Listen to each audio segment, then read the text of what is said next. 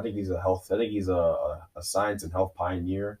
His all McDonald's diet, looking the way he looks, is phenomenal. He's a health pioneer. The way he's been able to change the conversation and the stigma around McDonald's and how it can be beneficial. Yeah.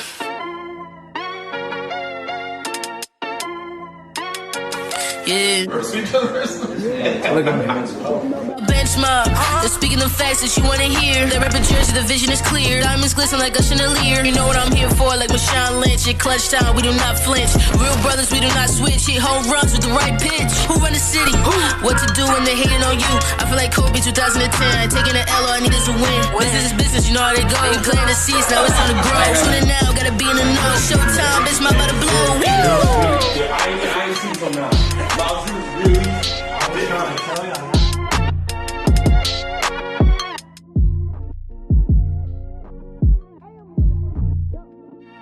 Benchmark Podcast. What's up, bro?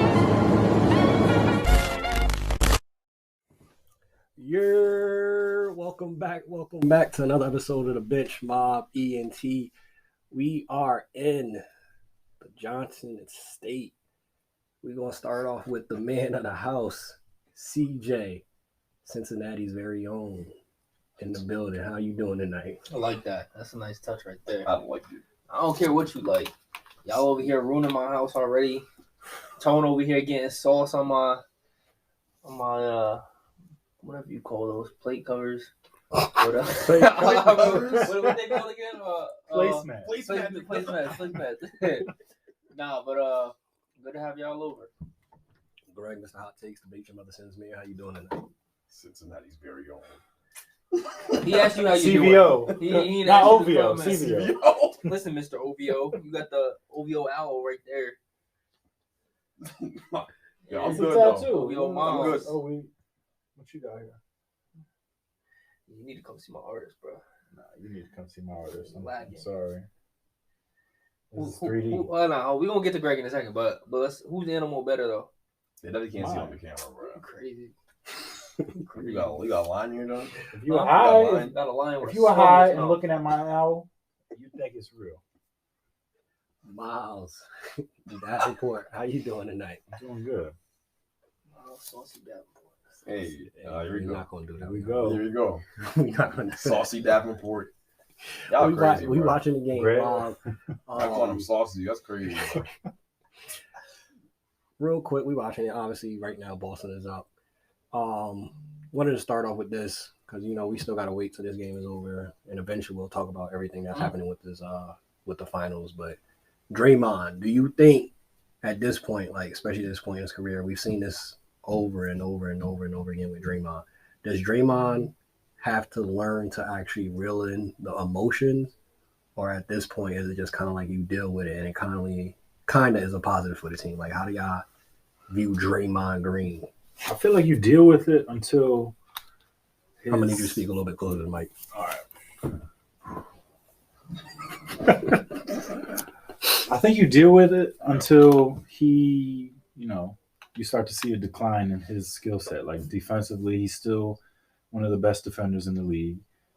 He still sets the tone for the offense. So until you see a decline in some of those numbers, I mean, Steve Kerr knows how passionate he is, and I don't think you mind the passion when it comes to, playing, because he's the heart of the team. But when it becomes detrimental, that's when now you got to say something and be like, all right.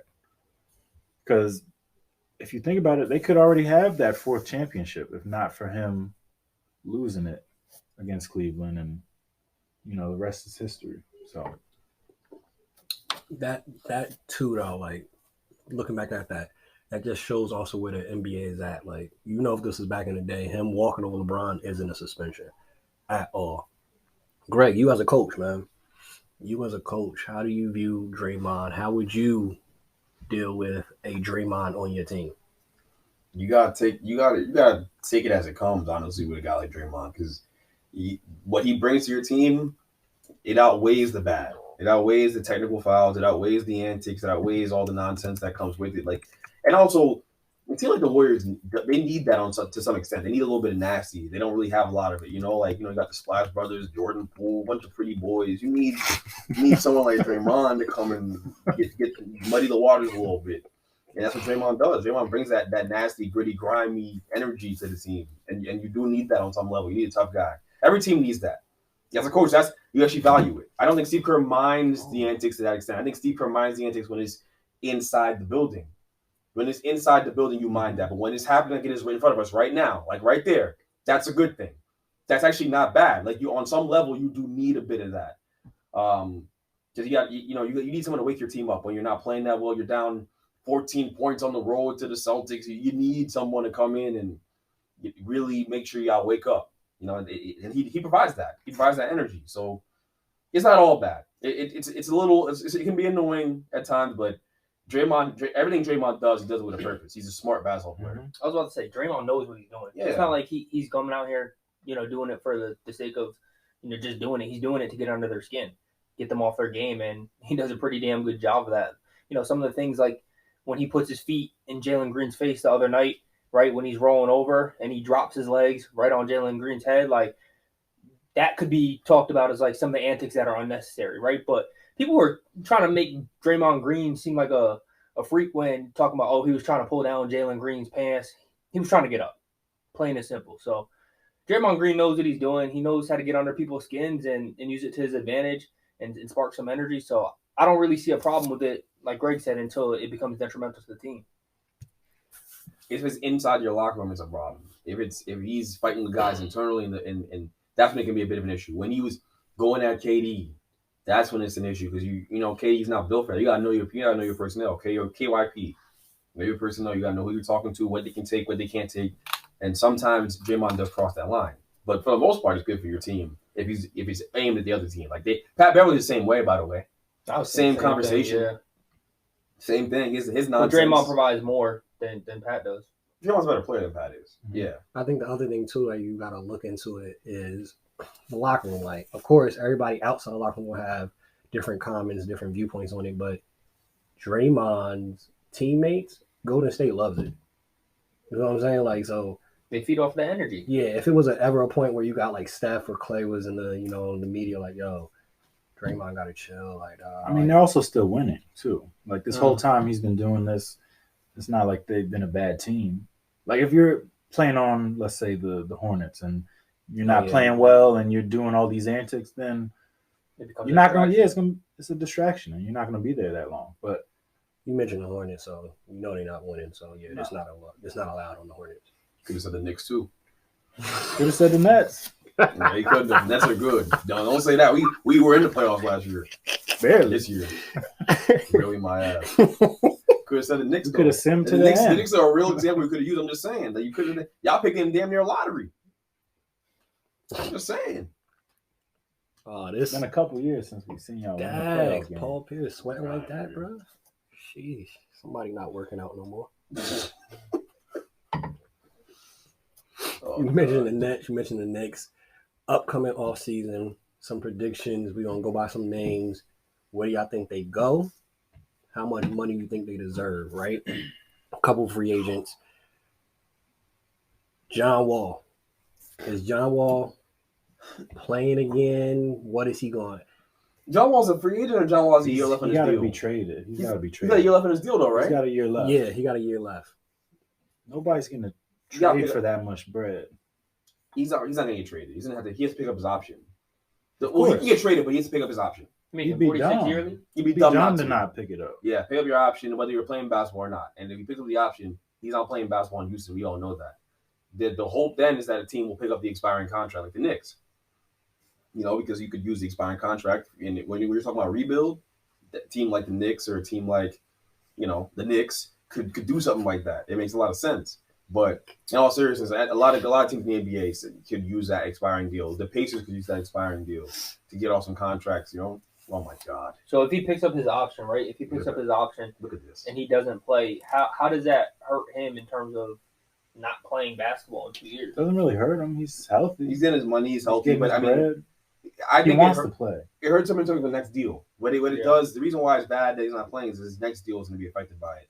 you're not putting things on tape for 2 years. When you go to the negotiating table with these teams, you can't negotiate for a certain contract because you only put stuff on tape from 2 years ago. They get to be like, yo, you can play ball in 2 years. We're going to give you 1 year, $5 million. We're going to give you a qualifying offer. We're going to give you the veteran minimum. You know, you're going to be our mid-level exception guy. That's what we're looking at with John Wall. That's the next step for him. But until then, you collect your $47 million. Because you know why? You know it's going to hurt a whole lot less if you made 47 M's the year before. Yeah, that's a tough pill to swallow, though. Like, mentally going from being one of the highest paid basketball players in the league to, you know, a team offering you a veteran's minimum. Yeah, but then he takes that 1 year deal to show that he can still play. And then you get the whatever money someone's offering. Because, I mean, he hasn't really lost it. Like, he's still got the skills, and he's not as athletic as he was with Washington. But, I mean, he's still better than most of the point guards in the NBA. Interesting. Is he better than, dare I say, Russell Westbrook? Probably, yeah. I mean, I think he could shoot better than him. That's the thing. That's not saying much. That's the thing, like you said, though. We ain't seen any tape. So, John Wall is another one that when you look at the summer workouts, oh my gosh, I can't wait to see Wall. And when the season come, it'd be looking different. He wasn't bad. Didn't he play with Houston? He played with Houston. I'm not saying it was not bad that first he went to Houston. But I'm talking about in the aspect you mentioned, the shooting aspect. He'd be knocking down his shots over at Taylor Sports Group, and then you feel me? Like, John Wall is one of the give me the Ben Simmons vibes when it comes to the shooting aspect. Like, it's not pressure. I don't know. We'd have to have him on the show to figure out what happens between Taylor Sports Group, IG, and the actual games. The jump shooting don't be hitting like that. I think he's a better shooter than Russ, though. And I don't think that's much to. And I know it's not. What are we comparing it to? Russ can't shoot. Russ can't throw a rock in the ocean if he wants to. So it ain't really the same. You know, like, it's not a good comparison. Obviously, being able to shoot better than Russ isn't saying much. It's the same thing. What? It's like hot sauce ketchup, like same thing. Can't really compare the two. That's not that much of a difference. It's more your preference. Like, you prefer John Wall, or you prefer Russell Westbrook? Both, I don't think, win you a championship. So yeah, fair enough. I think he's going to be somewhere the year after next for a 1 year deal, mid-level exception. That's what we're looking at here. He's in the twilight of his career. Hopefully, he proves me wrong, though. One name that is How old is he? How old is that guy? He's like 31. No, he's not. John Wall's not 31. How old do you think he is? Dang, he's not 33. All right, let's check. 33, 34. 31. Miles headed on the head. Damn. Woo. He's been sitting out so long. He's a old head now. Yeah, I feel like he's old now. That's a veteran presence in the locker room now. He didn't just guess 31 miles. I didn't pulled up. He sat out 1 year and turned into Udonis Haslem. Well, we all know the player coach thing isn't really working for him. That's not really his bag. He was over here telling Jalen Green to bust his ass every day. Wait, who? He was telling Jalen Green. You talking about John Wall? Yeah, I was like, I thought you were talking about Haslem. That would have been funny. That is wild. A name that I really want to talk about that we know he's going to get a bag, and there's been some movement already, and it seems like Brunson is a Knick because they hired Rick Brunson on the coaching staff, but then you got Mark Cuban saying, trust me, I'm going to open the checkbook to keep Brunson. Where do you think Brunson ends up, and what type of bag is Brunson getting? I saw somewhere they were saying he's going to get more than what Fred got, which that's what I was looking at for him, a similar contract, guard like a late round guard who proved himself, and he can turn into a high level starter, but it's going to be with the Mavs. I think his best chance is getting it with the Mavs because I don't see the Rick Brunson move being a move they made to get Jalen, but I could be wrong. Do you want Jalen? No. Why? What do you mean why? I mean, we spent all this time developing IQ. I'd like him to get a shot at running point. Zach did speak on IQ. I like IQ. I've been saying I like IQ from the rip. We can run the tape back. I've been saying I like IQ more than that guy Barrett. I've been saying that's your best young gun is IQ. I've been saying that. I've been saying, and Miles knows it's true, by the way. That's fine. You want to give him the young gun a shot, I get it. it's a rebuild. It's a rebuilding situation. So you don't want to bring a guy in and spend the money. I understand. I get it. But I guess I think he's gonna end up back in Dallas after hearing what Cuban said. You think he's gonna get a deal around $22 to $24 million a year, which is pretty damn crazy. Yeah, Van Vliet is at $21 million a year. He's getting $22-24 million, but anywhere in that range, I think he's gonna get. And he's probably gonna get like a four-year deal. I'm sure it starts like around what Fred is getting. Yeah, what 4-year 85? Yeah. Jalen's gonna get damn near 100. It has to start at least. We come to the table. I need at least 21, 22. Yeah.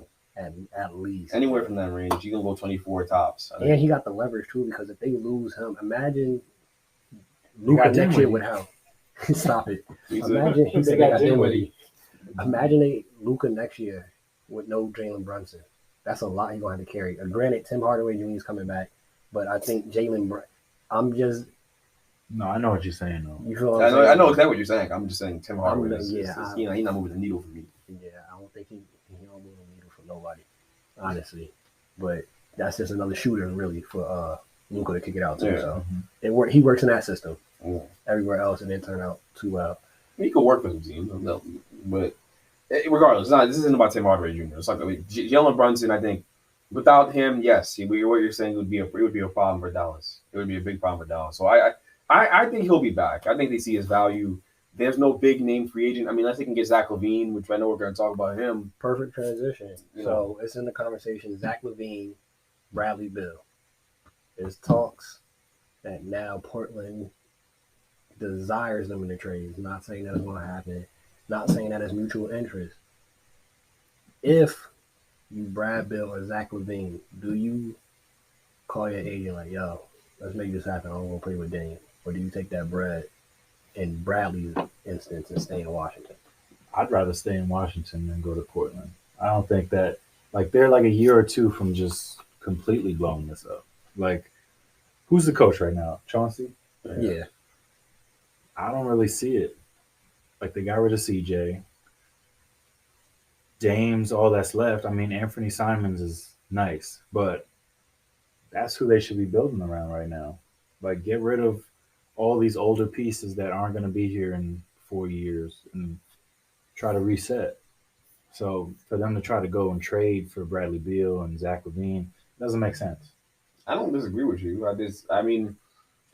It makes sense if you're Portland because Portland needs to build around Dame and show me that they're serious about winning.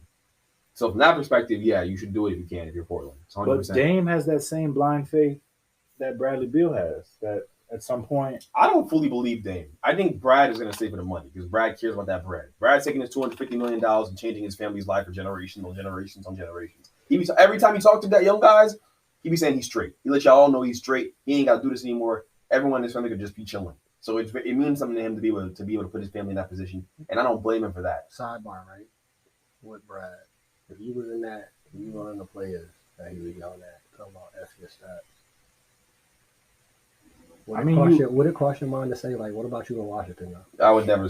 No, because that's how you can be playing for LeVar Ball elite. You can play in red. He's trying to get, and then Tone's joking, obviously, but those kids are all trying to get to where Brad's gotten. So you got to show out. Isn't there a situation too where if Brad doesn't stay in Washington and he leaves to go to another team, he's only eligible for $179 million? Yeah. So take a big cut. We talked about it too in the past with Russell Westbrook when Stephen A. made those comments about him.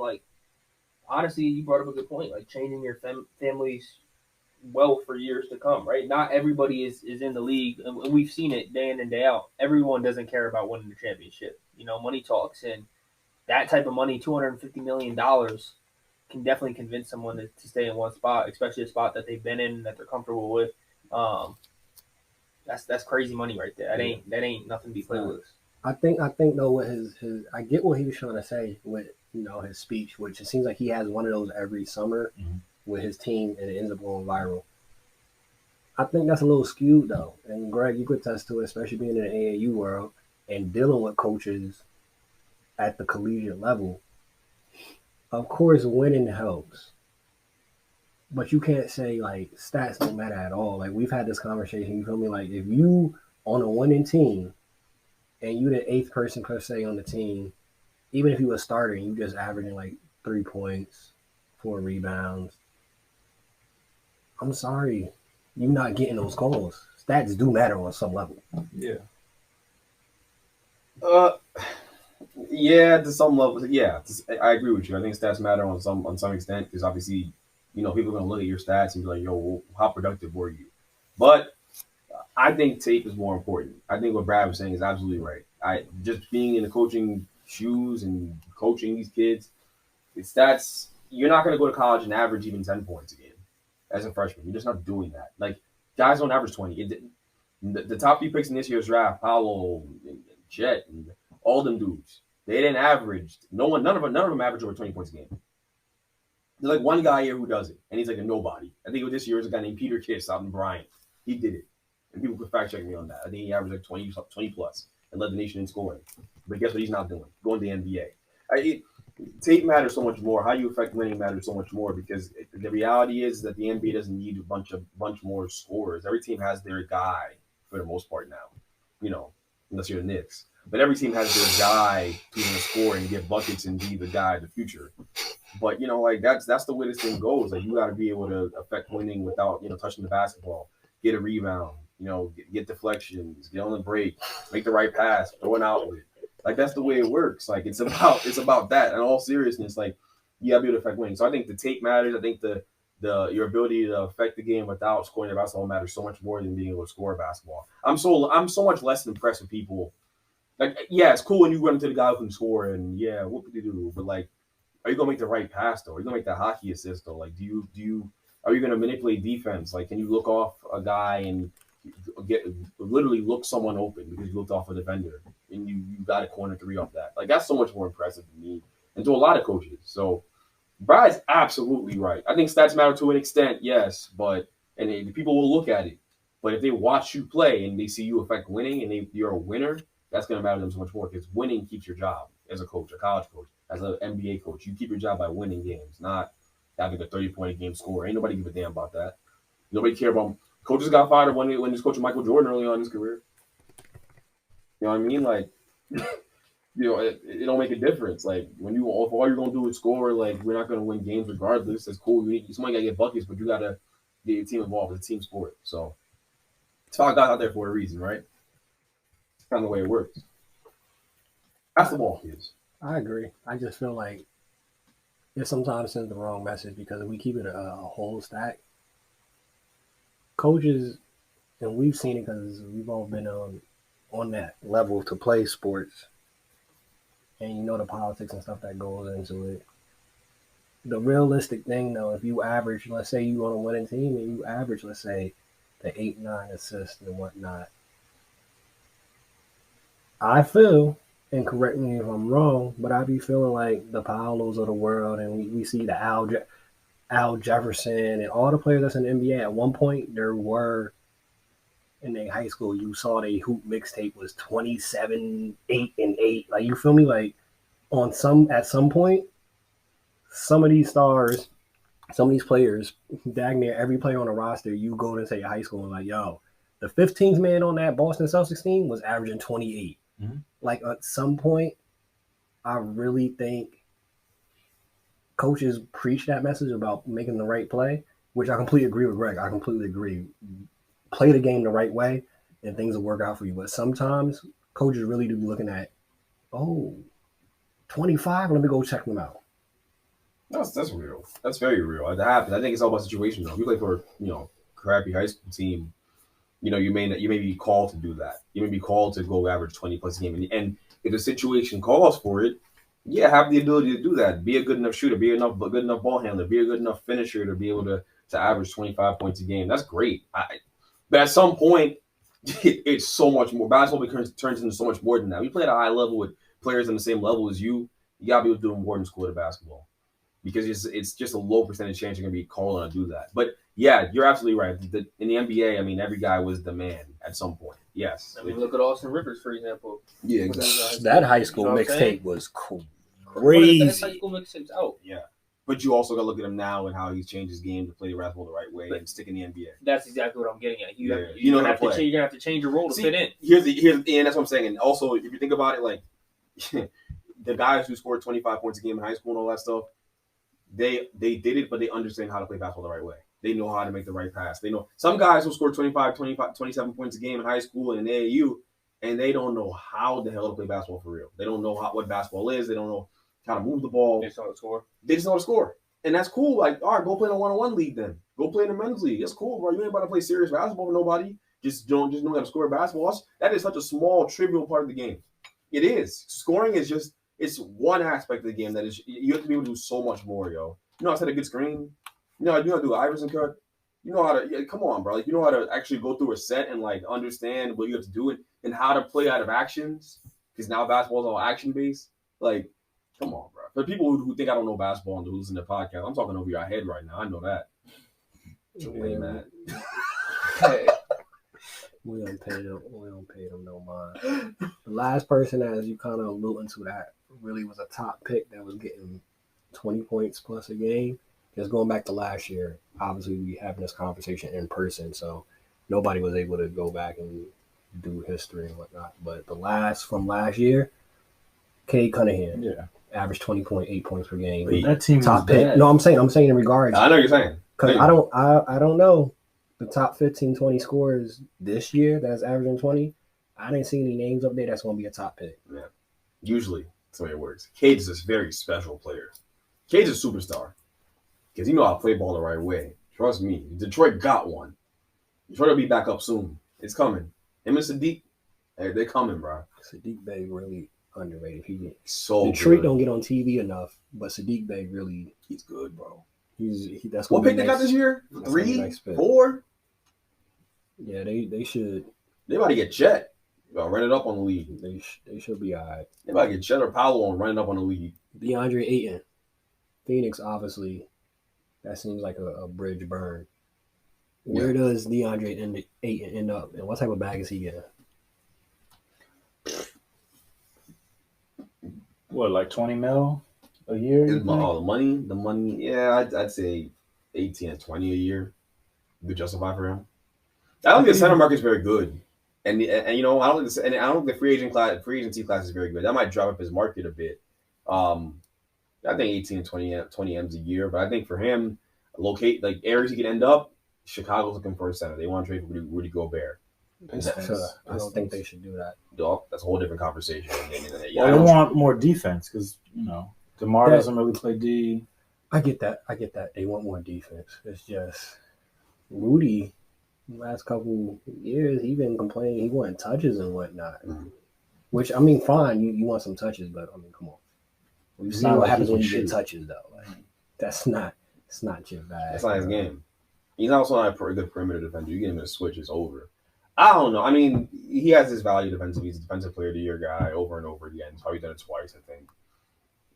Sure, we can talk about what makes sense for Rudy, but with DeAndre, it's obviously a totally different game. So if the Bulls looking for a defensive guy, defensive anchor, maybe DeAndre's not your guy because that's not what he's about to bring to your team. He's gonna be a good offensive player for you, good offensive option. Hit the mid-range jump shot. He'll run a damn good pick and pop. He'll be the Black Vucevic. Yeah, you kind of be like a lot of offense. He's gonna get you double-digit rebounds every night. And then on the defensive side, like, how many times y'all came to the house and I had the Bulls game on? We was watching it back-to-back weeks. Like, yo, Vooch, they gonna run a pick and roll, and they run it 4 or 5 plays in a row. Yeah, pick and roll. Get Vooch in the pick and roll. That's gonna maybe get a little bit more athletic version of Vooch, but we'll see what happens with Ayton. You talking about Ayton? I think the Bulls. Dallas in a signing trade, Bulls also potentially signing trade. Mm-hmm. Other locations that can make sense. It's tricky. The center market soft. Who else needs a center out there? Bulls, Pistons don't have a center. The Pistons, you think they're gonna go out and come out of pocket for him right now? Maybe. I think they're in the market for a center. Okay, let's put the Pistons in the running and get Cade a guy. Get Cade him in a pick and roll. Cade's hitting that guy 8 to 10 easy buckets a game. DeAndre will have a career year with that guy. Not that, you played Chris Paul, you should have be spoon-fed easy buckets, and he was. But I think with Cade could work real well too. I like that. I'm all for making Cade, pushing Cade to this MVP conversation within the next 3-4 years. That's where I'm at with it. But we'll talk about that later. You think Cade is in the next 3-4 years could be in the running for MVP? I think Cade in the next 3-4 years could be a guy we talk about being a top 10 player in the NBA. 3-4 years. That's how special he is. All right. I mean, we're not talking about RJ Barrett. We're talking about Cade Cunningham. We're talking about a special young player. That's the standard. That's the standard, though. I just need you to understand the standard, bro. The standard I have for right. Yeah, it's not. I'm looking at Miles, and Miles is like sheepishly smiling as I say this about Cade. Yo, this is the standard. Cade's the standard. So when I slander a guy like RJ Barrett, just understand that my standard is Cade Cunningham. And then go watch Cade Cunningham play. Go watch RJ play, and you tell me what you see. And if you tell me anything other than what I'm talking about, then you don't know basketball. So, are we going to talk about him next week too? Who? RJ. When we're talking about the NFC East. Or what? Yo. So you talking about money, perfect transition. Two players that are in a contract dispute trying to figure out their bread is Lamar Jackson, Kyler Murray. I'll start off by saying this, and y'all can take it wherever y'all want to take it. We can start off talking about Lamar. If I'm Lamar, and I was telling this to Chris before the show started, if I'm Lamar Jackson, I'm his mother, and she's the one that's handling these negotiations, I need Deshaun Watson money. I need Deshaun Watson money. I have an MVP. I don't have any problems with any masseuse. I'm great in the community. I've been a model citizen since being in Baltimore. I don't give y'all no problems. Y'all don't never have to have, we got to figure out how we're going to spin this in the media.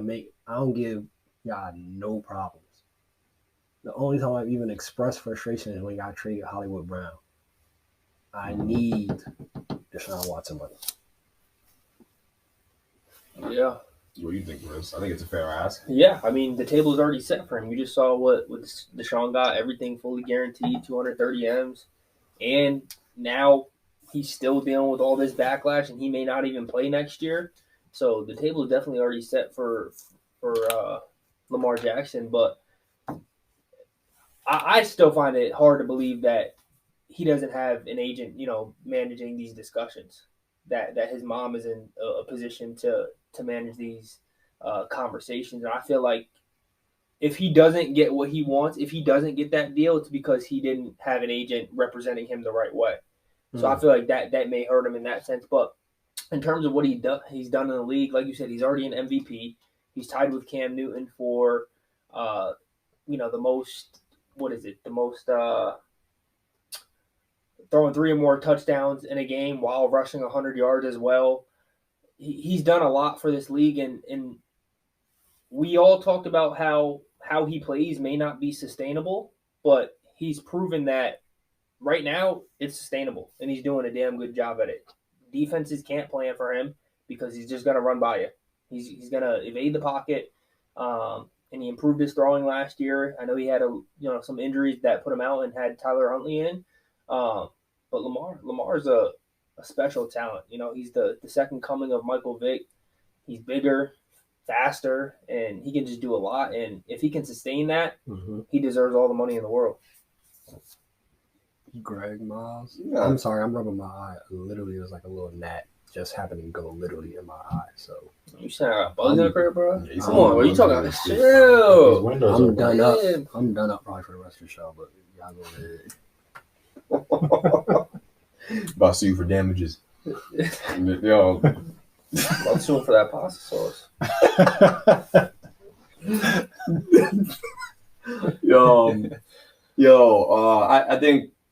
I think Lamar could. It's a realistic asking price. Look, the way it works is you reset your market, right? The QB resets the last one who gets in the deal resets the market. That's the way this thing works. So when Deshaun goes out there and gets a $230 million deal that's fully guaranteed, and he has a whole sex assault. He has 1 million sex assault cases on his head, and still gets that bread. Yeah, it gives other quarterbacks a lot of leverage, and that's why the owner of the Ravens, I believe, right after Deshaun signed that deal, he said yes, he did. This is a bad thing. Like, this is a bad thing for the league. I think it's a bad precedent because why? because your quarterback is up for a deal right now, and you know exactly what his asking price is going to be. Now Deshaun's gotten this deal with multiple civil suits on his head and even criminal charges on his head that he did beat. But Guaranteed, bro. That's the thing. I know Baltimore. That's gonna hit different. They got to pay him though. Guaranteed, bro. That's what I'm saying. They have to pay him. Yeah. Do we really think they're gonna do it though? You think? Well, they're not gonna give him that guarantee. It's not gonna be fully guaranteed. Because then you're putting yourself in a position to not have money to spread elsewhere for the future, and it's just gonna come back to bite you. What was Mahomes' deal again? I'm sorry. 5 like years. 10 years. Yeah, 10 years. Like 500. 10 years, 500? Yeah. 10 years, 500 million, I think. So I think 550. Deshaun's deal wasn't as long term, but it made him the highest paid quarterback for annual over the annual. Because it was like 5 years, 230. That's what it was. Yeah, so just more money per year. That's the thing, like you said. To me, soon as they mentioned that conversation, like, yeah, we're not, hey Lamar, we want to be able to spread around the money. I don't want to have that conversation. That's for y'all to figure that out because y'all still ain't get me no weapons. Y'all just traded away Hollywood Brown. Don't talk to me about we got spread them. No, that's not my job. Y'all pay people here to figure out how for us to get under the tags, under the cap. Y'all have some accountants here. Had them figure that out and come back to me. I need my bread. Deshaun Watson got this type of money. I need the Deshaun Watson type of bread. And I think he's one of the few players in the quarterback position that can actually ask for that. Deshaun ain't played in 2 years, and he got that bread. I mean, we all know that Deshaun deal was made out of desperation. I completely this agree. team is – yes. Everybody was talking about Super Bowl last year. And then all of a sudden, Baker is just – He got hurt. Yeah. So then now they're like, you know what? Deshaun is out there. He's a much better quarterback than Baker. We can make this trade now and guarantee our footing in this league for the next 5 years. But out there baking it was desperate because you don't even know what his future looks like in the NFL. So it's tough. That's why the Ravens. His future look like in the NFL, Miles. He's gonna get suspended for the year. He'll be back next year.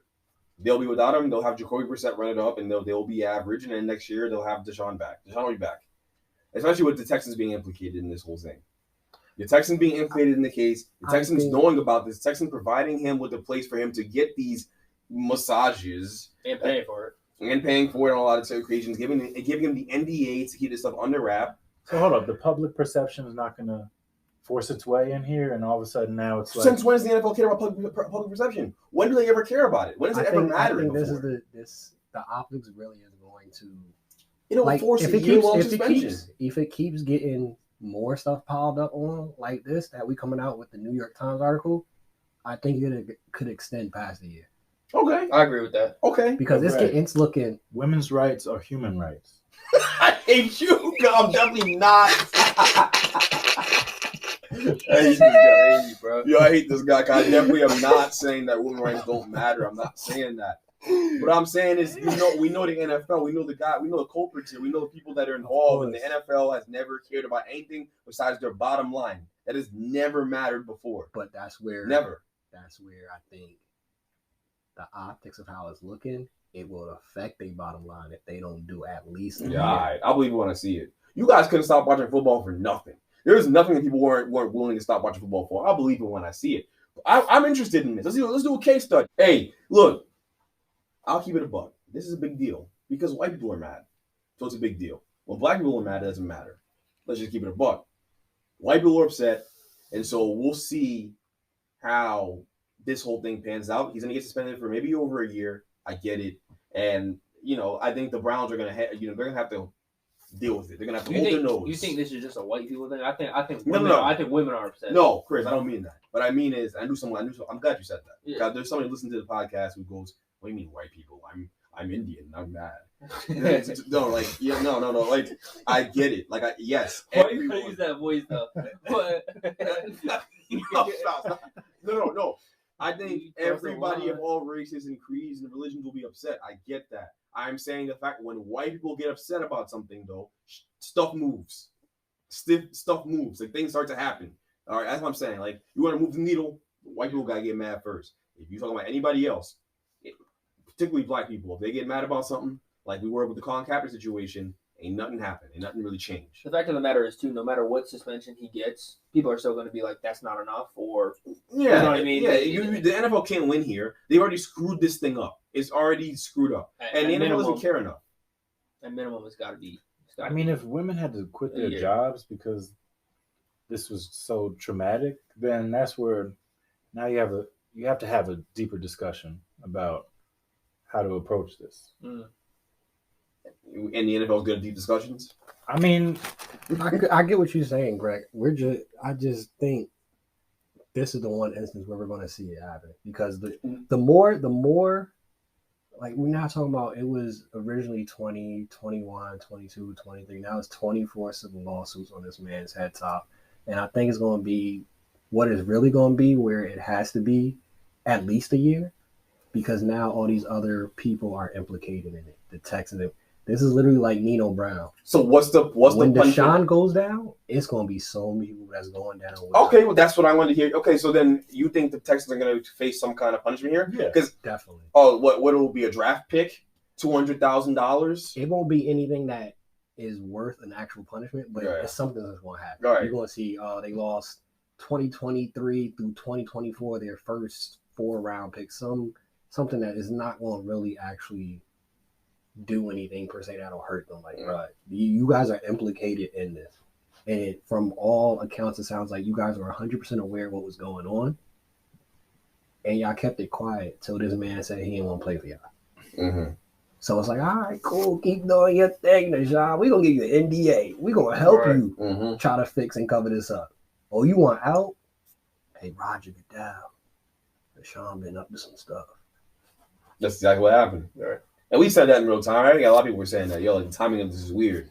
He asked for a trade. Boom. Day later. Oh, Deshaun likes to get his gooch touched by women in massage therapists. What you call it? Gooch.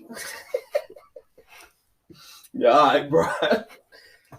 They said he was getting down in a happy baby pose, asking girls to lick his gooch or whatever. He was wild. His stuff was wild. It was going. Mouth, I swear, bro. It was going. I read the article. I read that. You didn't read it yet. It was going way past nipples getting licked. Way past that. Come on, yo. Come on. Yo, there's really no topics off limits. Ah, man. But back to what we was talking about, though. So we already touched on Lamar. What y'all think about this Kyler Murray situation? Contract still hasn't been done. They'll get it done. But that's the thing, though. He hasn't really done enough in the NFL yet to where he can, make a stand. Make a hard stand. No. Because he's still on his rookie deal.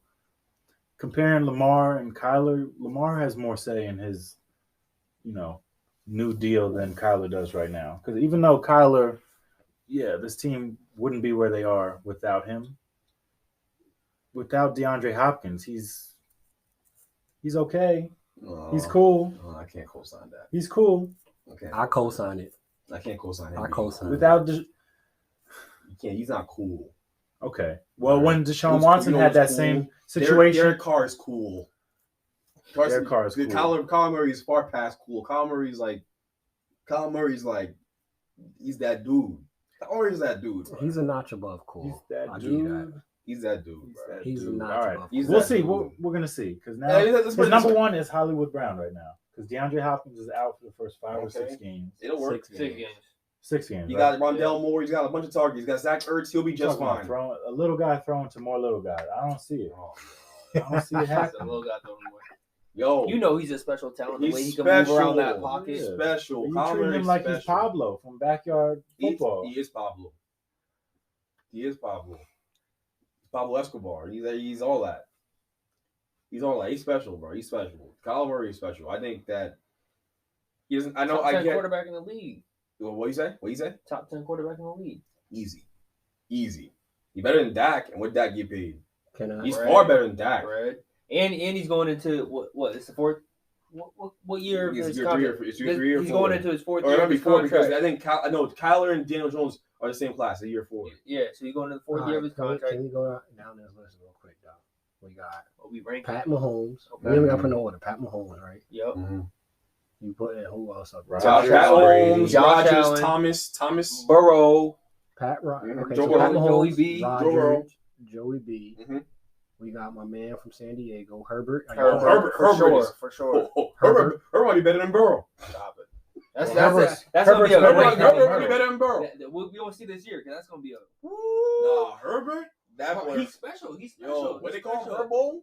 Jay Herbo? That boy's special. Herbo better. Jay Herbo better than Burrow. He better than Thomas. Who else is he better? Thomas Brady, by the way. He's better than Kyler Murray. He's better than Kyler Murray. Yes, easy. Yeah. You can't say he's better than Tom Brady. He's throwing everything that Tom Brady's at. Maybe he's better than that right now. He's better than that Watchman right now. I'm taking Jay Herbo. Okay. I'm taking Jay Herbo over most everybody in the league. Tom Brady. All right, so we got 5 right there. Jay Herbo for president. What's your other 5? Lamar Jackson. Lamar Jackson. You said Kyler already? No, I didn't put Kyler. Kyler probably next. Kyler's next. So 7. Kyler's 7. Russ, 3 more. Russ is not Russell Wilson. I'm taking Kyler over Russ. Russ is so corny. I'm putting him at 50. I hate these videos of him talking. Matt Stafford's I'm talking like that. Let's rock. Let's rock. Yeah, I got Broncos. Let's rock. He sounds just like right. You watched that a few times, didn't you? Yeah, it bothers me. I said to Ariana, I started cringing. She's like, ew, why are you talking like that? So, y'all putting Stafford in that mix? Yes.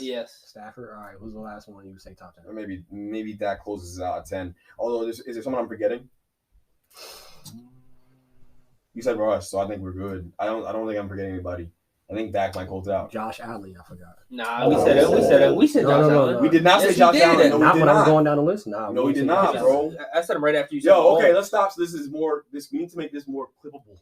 Okay, we're making it into like too hard. Okay, let's do this now. We're gonna do. Okay, no order. Mahomes. Josh Allen, Mahomes, Thomas Brady, Jay Herbo, Justin Herbert. You're not making this easy because you're saying all these nicknames. Yeah, I know what I'm talking about. He can put and tell him to genius. He'll put clips. He'll put like little pictures. All right, go ahead. Yeah, as I'm saying here, floating their pictures of their heads. You just destroyed the clippable moment, by the way. All right, go again. Damn. Mahomes, Josh Allen, Aaron Rodgers, Tom Brady, Kyler Murray, Lamar Jackson, Jay Herbo, Justin, Burrow. Joe Burrow. That's 8. Russell Wilson. Derek Carr or Dak? Yeah, we said Lamar. Derek Carr or Dak? No, I wouldn't put Derek.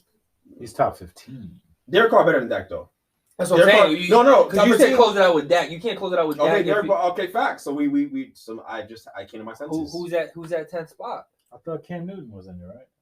Derek Carr. That's funny though. That's funny though. That is funny. That's a full circle moment. That is a full circle moment. Damn, it just hit me. He's the ultimate troll. That's some bullshit. He's the ultimate troll. That's some bullshit last year. He's the ultimate troll. Yo, it's a complete sidebar, right? Complete sidebar. Aaron Donald got his money. Look at the nigga that serious. Aaron Donald, and I gotta give credit for Miles for that. Miles will troll you and have a straight face. And that was mad funny. And he's joking the whole time. I'm like, what are you talking about? I'm like, oh. I didn't catch on. I did say that last year that Cam Newton was going to be a top 10 quarterback. And I think it was literally at your house, too. This full circle moment right there. Aaron Donald got his money. Aaron Donald isn't retiring. Big money. I think that's huge for defenders on the defensive side because like 32 mil.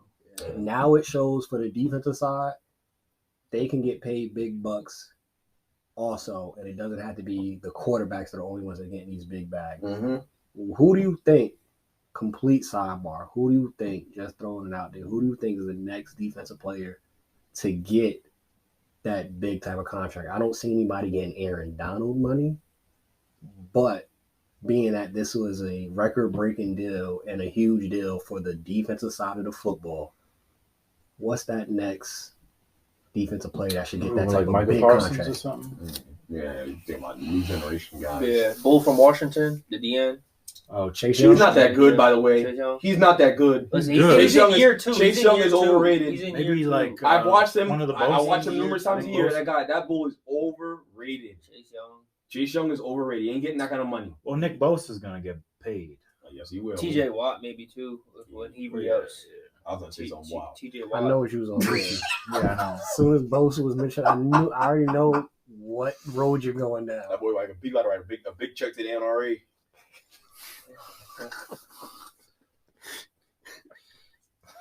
Stupid. Who else? I mean, Come on. if Parsons keeps putting up numbers like this, then he could be in that same combo because he's a linebacker, edge rusher, hybrid. Yeah, so he can do it all. Top player, and he plays for the Cowboys. Jerry Jones is gonna have to pay him double what Zeke is making. Jerry not gonna want to pay him like that though. Jerry cheap, as rich as he is. Right, well, he gonna be. I'm not gonna say that. he can be cheap. Leave it at that. He can be cheap. Nah, bro. I think Michael Parsons is an easy candidate for this. We talk about a new generation of players. I don't know who else you could talk. J.C. Horn got off to a great start this year before he got hurt. J.C. Horn could be a guy that's in that conversation eventually, but even Jalen Ramsey has a stake in this because I mean, seeing what some of these corners are getting paid, we gotta hold our breath on Jalen Ramsey talk though, because we saw him get burned up a couple times. He got cooked up. He was a fajita last year. That boy was a fajita last year. It was crazy. He's getting fried. That boy was a fajita last year. He was a fajita in the playoffs. Like a couple clips. Yeah, he a fajita with a Super Bowl ring. Yeah, he is. That's fair. But he was definitely getting cooked, fried up, all crazy. Everybody can't be Darrelle Revis. Right. That's fair. But the way he talked, he sounded like he's over Darrelle Revis. Oh, Steph's going Steph again. Steph doing Steph things, pointing at the sky, thinking, God, mid-game, you're in trouble. He started thinking, thank God Steph is top 5. Bro, he be thinking God from his every point. Stop. Yo. No, when Steph started thinking God, you in trouble. Yo, the thing that's crazy, since you brought it up too, low-key, Steph has been, he's shown up this final so far. Yeah. We only 3 games in. He ain't playing nobody. He ain't playing nobody. It's the same team that just swept the Nets. No, the Nets. Look, that was a fluky series. That was a fluky series. No, please. You're not getting no foul. If Dribble Umar didn't take the whole half year, take the year off, then we would have beat them. But come on, bro. I think Dribble Sebi. I think if game 1 didn't go how game 1 went, that would have went 6 or 7. I'm saying we could beating them guys. Next year we're gonna take care of them. I was saying it was gonna go 6 or 7. Y'all still would have got up out of there, but it would have been 6 or 7. I think next year we on everybody heads up. Just letting you know. Why, Steph? Why are you reaching? Yeah, well, we know you don't play defense, so we don't got to talk about that. Oh, did they give him a 3-pointer on that? Yeah, you ain't got to speak on that. What were we talking about before this though? We got sidetracked. We were talking about who's gonna be the next big name. Defensive player. Oh, Kayvon Thibodeau. Come on, bro. Next big name guy didn't even play the NFL game yet. It just feels right. It just feels like this feels like what Michael Strahan all over a goddamn again. That's what it feels like. Michael Strahan. It feels like Strahan, bro. He had that energy. I need something right, bro. Strahan, bro. Take it with a grain of salt, folks. It's the same guy who said Danny Dimes would take a Josh Allen like leap. It can happen this year. And he also said last year, full circle moment, that the Giants were going 10-7 last year. Mm-hmm. Whatever, bro. It could happen this year. Don't curse your team like that. It could happen this year. I'm just saying that Daniel Jones. I don't think we're going to be any good, but I think Daniel Jones is going to be a much better player this year because he's under better coaching and a better offensive line. They said Evan Neal when Evan Neal put his hands on somebody, they fold. I know Miles don't know nothing about that good offensive line play, but we got a better line than y'all. What's that saying? That's like saying you got a better jump shot than Russ Westbrook. You can go out shoot Russ Westbrook right now. I can shoot with that dude right now. You're gonna make more shots than him. And you ain't shot a basketball in damn near 4 years. 4 years. But still. Sidebar. We're gonna end off with the greatest athletes that have never won a championship. You mentioned Russ. We talked about it on the show. I predicted it. Russ is staying in LA. Is it safe to say same result for Lakers next year with Russ having to stay? I don't think so. I think it should be different because you'd have to hope that AD can stay moderately healthy. You'd have to hope at this point. With a healthy AD, right? And LeBron. With a healthy AD, healthy LeBron, year 20, year 25, whatever it is for LeBron. That's not a concern. We know he'll show up. With Russ still in that mix, do we really see ultimately a different result? He's going to have to buy in to whatever LeBron wants them to do. I feel like he tried to do that this year though, and it just didn't work because that's not what he's used to. He ain't try nothing. I don't think he didn't try nothing. Russell Westbrook was horrible. He didn't try anything. He was horrible at basketball. He sucked. He sucked. Period. Every time he touched the ball, it was a damn turnover. So he didn't try nothing. There was nothing he tried. I don't even like hearing that. He didn't try anything. He needs to try to go be a better basketball player. He needs to try to work out and actually get substantially better at shooting the basketball. He needs to try to make shots, try to turn the ball over. Do the simple things first. Be a good basketball player first, and then things can actually trend upwards. But if you're going to suck, then there's no conversation to be had. He was horrible. He's the worst player in the NBA last year. He was horrible. Let's just be honest. I don't like the Russ coddling. Why are we coddling this guy? Because he light skin or something? Is that what we're coddling him? I know we get the light skin privilege thing. Is that what it is? If Steph was ever this bad, I'd hope that we would be hard on him. I'll tell you one thing right now. I'll be hard on you, Steph. If you suck like that ever in your career, I will be hard on you. I'll do that. I'll do it for everybody. But that's the thing. He has one skill that Russ doesn't have. No, Steph's not really in this conversation. No, I'm joking. I agree with Chris, though. I really do agree with Chris, though, that he did try. The thing is, which is what we've said on the show, though, this was bound to not work, period, because Russ is not ever been, probably will never be, okay and be able to play as second, third fiddle. And that's when I say try, I'm saying he was trying to fit into their system in the way they wanted him to play. I'm not saying that excuses his turnovers or anything like that. Can I just say something real quick, Go ahead. I know Antonio's on what he's going to do. He's going to take a clip of me saying that Russ is the worst player in the NBA. He's going to piss off a bunch of people on TikTok and on social media and all that. And they're not going to listen to the podcast. They're going to say, this guy's an idiot. I mean, Russ was the worst good player in the NBA. Like, the worst, the worst good player. I'll post that part right there. He was the worst, good, the guy you expected to be good, but he just wasn't, in that conversation of being an all-star, the worst in that caliber. He was the worst player that there were actual serious expectations. Post whatever gets us views, by the way. I can take this, I can take the bows and arrows, unlike some people on this podcast. You holding your tongue on hot takes. I heard that. I can take the bows and arrows. I ain't scared. I ain't. What? I'm not scared. I'm not scared of Jim in Kentucky. I didn't want to say something. You're what's wrong with this country. You're right. He said Jim in Kentucky. I'm not scared of him. I'm not scared of Jimbo. Yeah. You over there touching stuff, so I want to make sure. Now, I like where this conversation is going, because there's a lot of great athletes that obviously have never won championships, not only in the NBA and the NFL, all sports. Think about when I texted you yesterday about having this conversation. Let's get into some comparisons. Who really was great at their sport and impacted the game from that perspective and changed the dynamic of the game. Because when you think about football, right, you think about Michael Vick. When you think about basketball, you think about Allen Iverson. Both respective, really good in their sport, but never won championships. But both had an impact on culture. Okay. Especially Mike Vick. Mike Vick, we talked about AI last episode. Mike Vick, and I think you could put Mike Vick as the comparison of an AI in NFL. Yes. In regards of impact on culture, impact on how the sport is viewed, impact on how players carry themselves. Vick was that guy. Vick really was that guy, and it was unfortunate for him. Who's to say, if he don't go to jail, them Falcons teams, you think maybe if he don't go to jail in that time frame, Vic might be able to have got a ring, maybe in Atlanta? No, he wouldn't have. Atlanta doesn't win. Oh. That's a bad narcotic. He said that's a bad drug. I stepped on product out in Atlanta. But I mean, baseball, I think Ken Griffey Jr.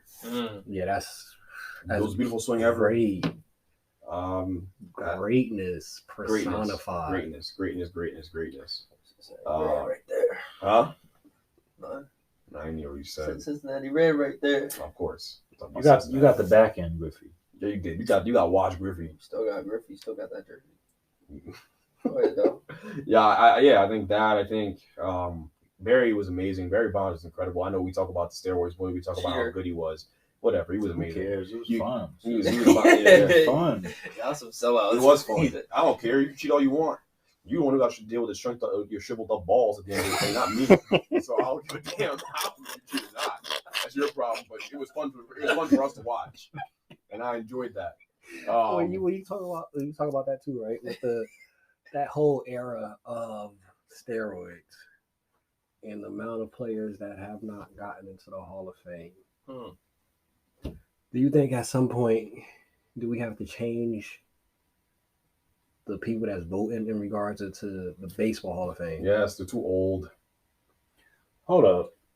So you think the people who did steroids should still be in the Hall of Fame? You still gotta be nice. You still gotta be nice. No, because look, if you look at Barry Bonds' career before the steroids, he was a Hall of Famer. He was a Hall of Famer before that. Yeah. So why? Yeah. Huh? So why? Why do it? Yeah, why do it? I don't know, man. Because then it just clouds people's perspective. Same with A-Rod. Same with McGuire. A-Rod was a Hall of Fame. Sosa. A-Rod was a Hall of Fame guy before the steroids too, right? I think. Yeah, so it's like you get on greedy. that track. We're trying to figure out the why behind why you do it. That's psychology. What are we shrinks? Like, look, at the end of the day, because you want to be the top dog. Yeah.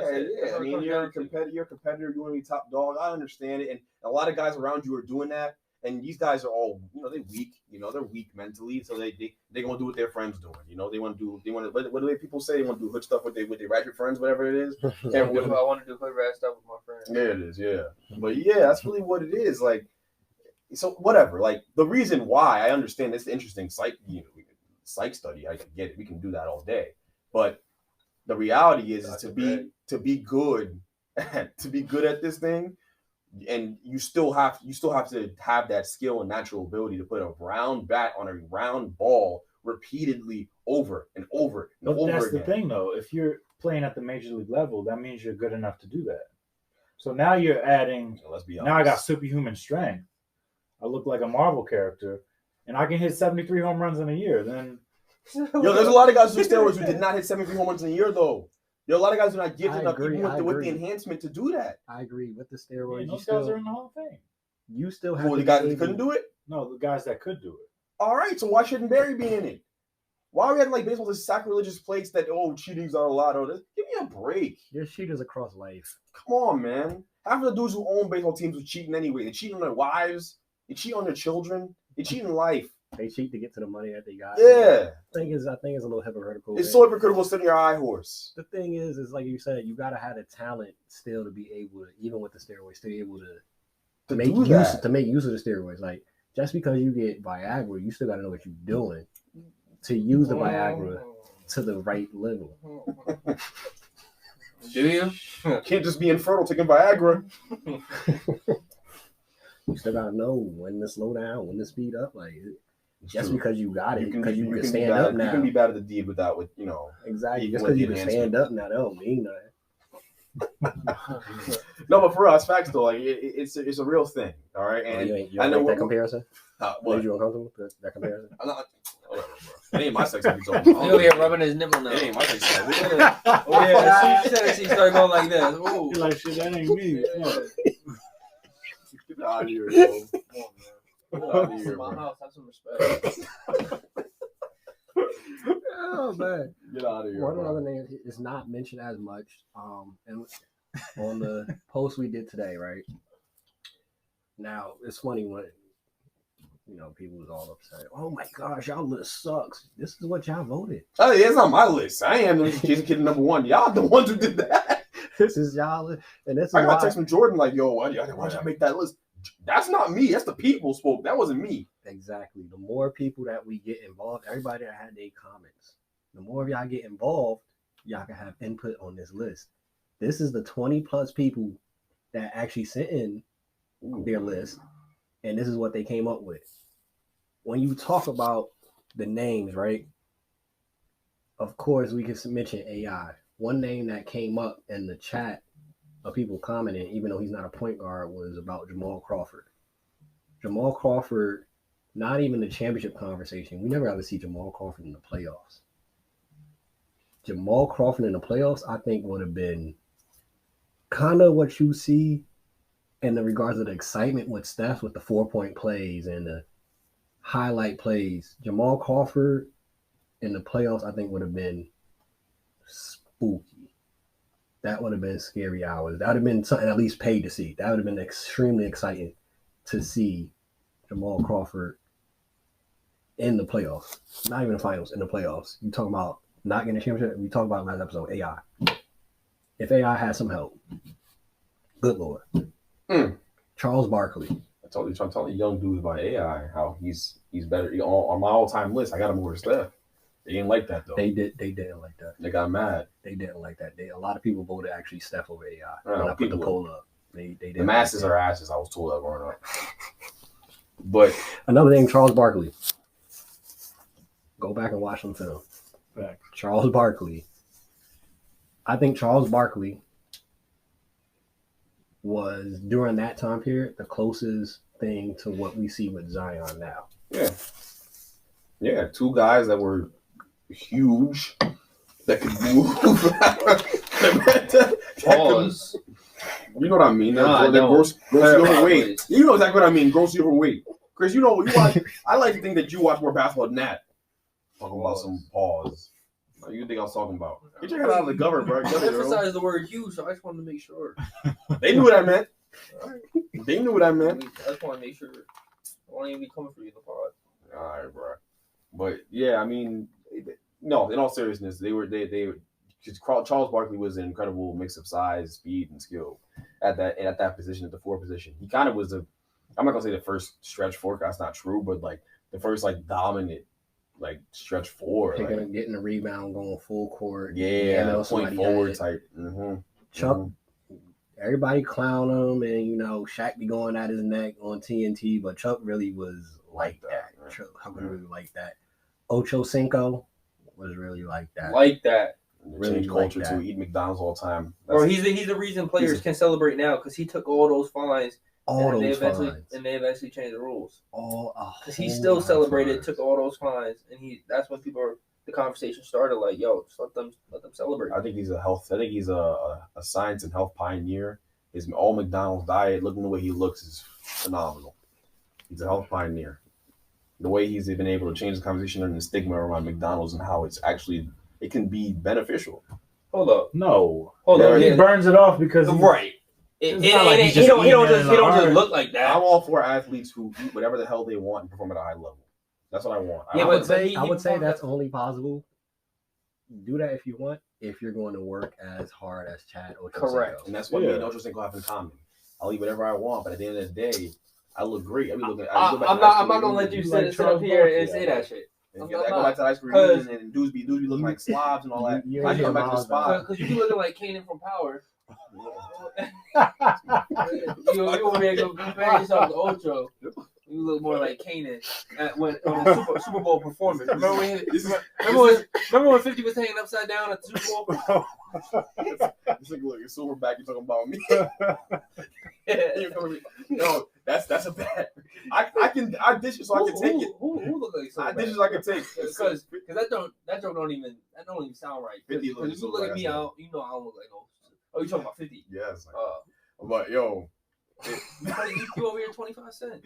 Yo, I can dish it so I'll dish it so I can take talking it. About you look like but just know, Chris, just know that I'm gonna get you back and it won't be good. That is fine. just know that on this podcast. As a matter of fact, save this clip. I promise you next week he's not gonna show up to the podcast. Stop. Next week I'm gonna cancel my calls and you're gonna be like, I missed a train coming back from New York. All I'm saying is don't compare your body to Ochocinco's body and your work ethic to Ochocinco's. My work ethic is crazy. I be in the gym every night. I be hooping. You be playing pickup basketball. That's not the same thing as training. I play pickup basketball in a very serious way. I don't go to the gym and just play basketball to play basketball. I play basketball in a very serious manner. Like it's high intensity. You play basketball the right way. We cut.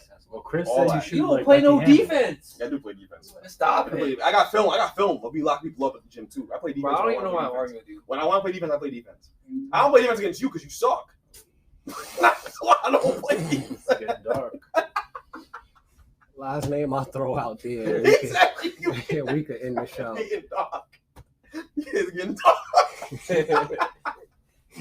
Last name. Yo. Terrell Owens. T.O. Yeah.